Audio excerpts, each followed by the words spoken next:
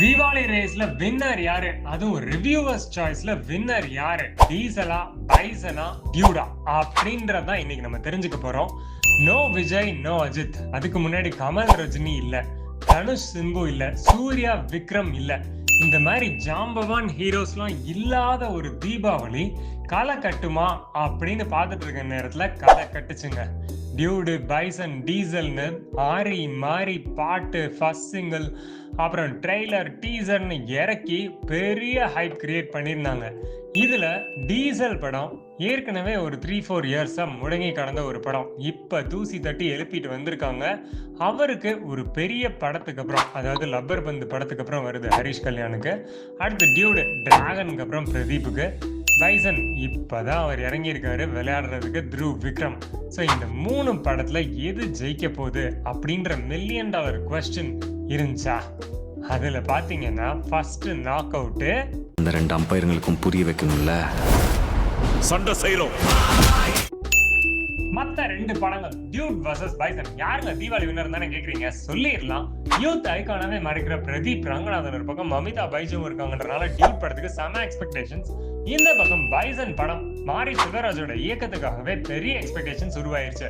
த்ருவ் விக்ரமோட எஃபர்ட்ஸை மறந்துடக்கூடாது. அவருக்கு first விக்டரியை taste பண்ண போறாரா அப்படின்னு ரிவ்யூவர்ஸ் மத்தியில 2 படங்களுக்குமே செம்மையான டாக் இருந்துச்சு. கபடி நம்ம ஊர்ல பிறந்துட்டு கபடி பிடிக்காம எவனாவது இருப்பானா? பைசன் படத்துக்கு எக்ஸ்ட்ராவாவே அடிச்சிட்டாங்க அப்படின்னே சொல்லணும். நிச்சயமா நீங்க அதோட ரிவ்யூஸ் எல்லாத்துலயும் பார்த்திருந்தீங்கன்னா அந்த கதை களம், கேரக்டர்ஸ் எல்லாத்தையும் மெச்சு பேசியிருப்பாங்க. வேற டியூட் படத்தை கலாச்சார சீர்கேடு, யூத்தை கெடுக்கிறாரு அப்படி இப்படின்னு இந்த கதை எங்களுக்கு ஒட்டலையே, கிளைமேக்ஸ் அப்படி இப்படின்னு நிறைய சர்ச்சைகளுக்கு மத்தியில தான் இந்த டியூட் வந்துச்சு. ஆனா யூத் மத்தியில டியூட் பயங்கரமான ஒரு செலிப்ரேஷனா போய்கிட்டு இருக்கிறது நம்ம எல்லாத்துக்கும் தெரியும். பைசன் அதுவும் அதே ரேஞ்சுக்கு இருக்கு. இது ஒரு 50 crores நோக்கி நகருதுன்னா அது 100 crores தாண்டி போய்கிட்டு இருக்கு டியூடு. ஸோ இந்த 2 படத்துல ரிவ்யூவர்ஸ் சாய்ஸ்ல பைசன் இருந்தாலும் ரியல் ரிவ்யூவர்ஸ் யாரு அப்படின்னு பார்த்தா மக்கள் தானே.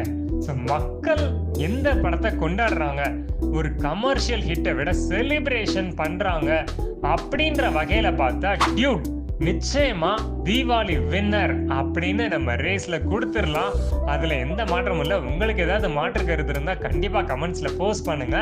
பைசனை நான் இறக்கி வைக்கல, 2 பக்கமும் ஆடியன்ஸ் இருக்காங்க. பைசன் பிடிக்கிறவங்களும் இருக்காங்க, டியூட் பிடிக்கிறவங்களும் இருக்காங்க. ஸோ 2 படத்துக்குமே பெரிய பெரிய ஆடியன்ஸ் அண்ட் ஓப்பனிங்ஸ் இருக்கு.